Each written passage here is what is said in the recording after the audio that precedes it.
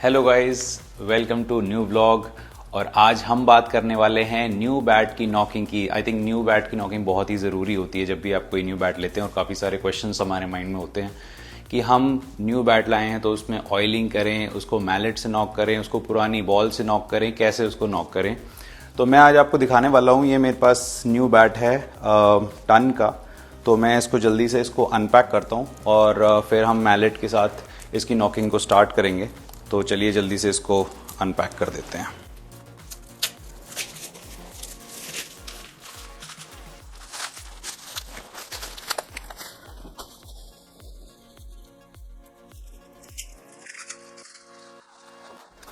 तो गाइज ये देखिए, बिल्कुल न्यू बैट है एसएस टन।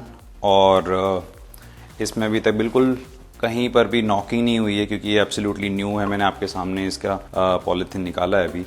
सो यहाँ पर आप देखें तो सबसे पहले इम्पॉर्टेंट है कि आप अपने बैट में एक इंग्लिश टेप लगा लें। तो आप यहाँ पर इसमें देखेंगे इस बैट में भी इंग्लिश टेप लगी हुई है, ठीक है। एक तो दो टाइप की टेप्स आती हैं। एक आपकी होगी जो बिल्कुल फ्रंट साइड पे लगती है, एक है जो आपकी साइड एजेस के लिए होती है। तो वो एजेस के लिए जो टेप है वो भी बहुत इंपॉर्टेंट है।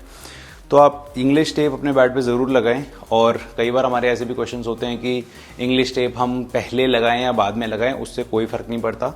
जब आपका बैट न्यू है तो उसके अंदर जो मॉइस्चर कंटेंट है, ठीक है, वो थोड़ा ज़्यादा होता है और जैसे जैसे आप उसको यूज़ करते हैं वो कम होता जाता है। तो जब आप मॉइस्चर कंटेंट आपके बैट का ज़्यादा है उस टाइम पे लकड़ी जो है वो सॉफ्ट रहेगी, ठीक है। तो जब आप न्यू बैट को कभी भी आप न्यू बॉल से ना खेलें, ठीक है, जब तक आपने उसको अच्छी तरह से नॉक नहीं किया है। जब आप बैट को नॉक कर देते हैं तो उससे क्या होता है कि जो हमारी वुड है, जो फ्रेश वुड है, वो प्रेस हो जाती है। उसको फ्रेश वुड जब प्रेस हो जाती है तो उससे वो खेलने के लिए और इजी हो जाता है बैट, और बॉल जो है आपकी वो ज़्यादा अच्छे से दूर जाएगी।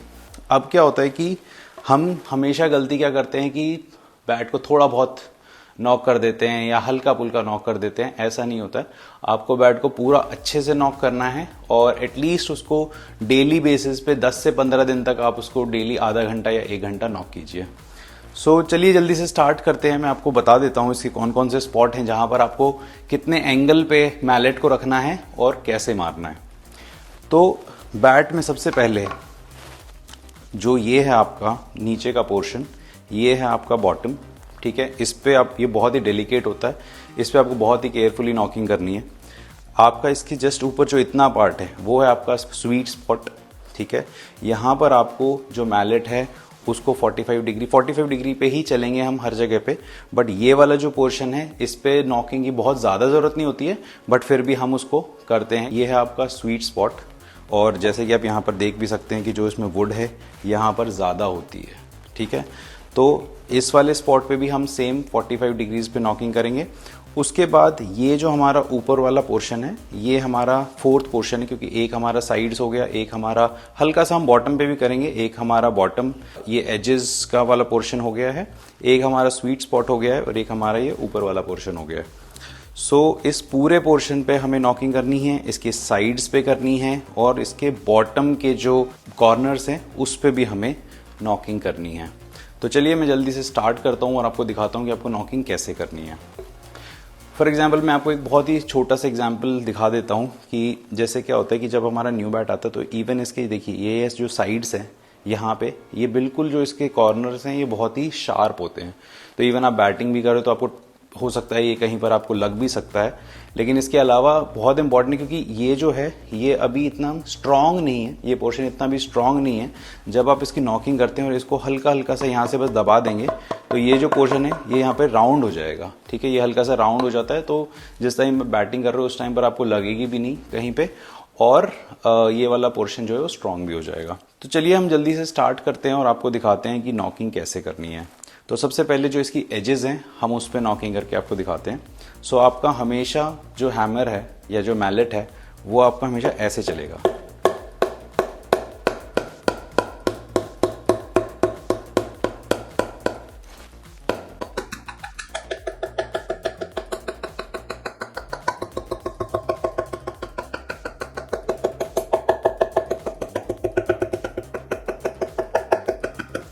तो ये देखिए जो हमारी एजेस है वो हल्की हल्की इसमें प्रेस होती जा रही है। जो जितनी भी फ्रेश वुड है वो प्रेस होके और हार्ड होती जा रही है। ये जो एजेस हैं, जब ये नए होते हैं तो काफ़ी डर होता है कि एजेस टूट सकते हैं, क्योंकि बॉल जब कॉर्नर्स पे लगती है तो वो इसकी वजह से ये टूट सकते हैं। बट आप इसको हल्का हल्का, इसको भी इसलिए दबाना ज़रूरी है। तो ये हमारे फर्स्ट कॉर्नर है। आप इस वाले कॉर्नर्स पे भी हम लोग थोड़ी सी नॉकिंग कर देते हैं।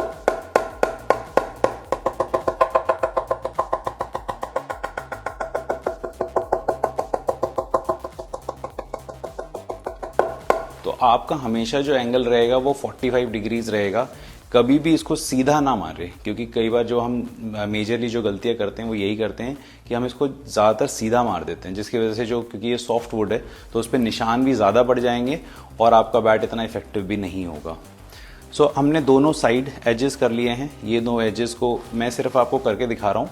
5 मिनट करने से कोई इसके स्ट्रोक्स नहीं निकलेंगे। उसके लिए आपको कंटिन्यूसली डेली कम से कम 10 से 15 दिन ये एक्सरसाइज आधा 1 घंटा अपने बैट पे इन्वेस्टमेंट करनी पड़ेगी। तो ये जो इसका बॉटम आप देख रहे हैं, ये भी काफ़ी शार्प है अभी, ठीक है। तो इसको भी हम हल्का हल्का सा दबा देंगे।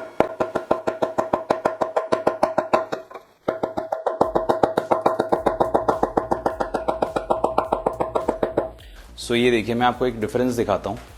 जो ये पोर्शन था, ये बिल्कुल न्यू पोर्शन था जब हमने इस पर हैमरिंग नहीं की है। ये अब जब इस पर हम हैमरिंग कर रहे हैं तो ये थोड़ा सा राउंड शेप में हो रहा है, जिसकी वजह से जो इसके एजेस हैं वो दब गए हैं ये।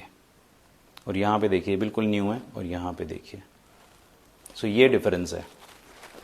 सो इसके बाद जब हम इसको पूरा ही एक बार ये दबा देते हैं, इसके बाद ये नीचे का पोर्शन हो गया। अब हम आते हैं बीच वाले पोर्शन पे, जो कि आपका सबसे मेन पोर्शन है बैट का। तो यहाँ पर भी आपको सेम 45 डिग्रीज पे ही चलना है। कोई उसमें डिफरेंट नहीं है कि हमने कई बार देखा कि लोग क्या करते हैं, सीधा बैट को ऐसे ऐसे मारते हैं, जो कि बहुत ही गलत प्रैक्टिस है। आप सिर्फ बैट को सिंपली यूज करें।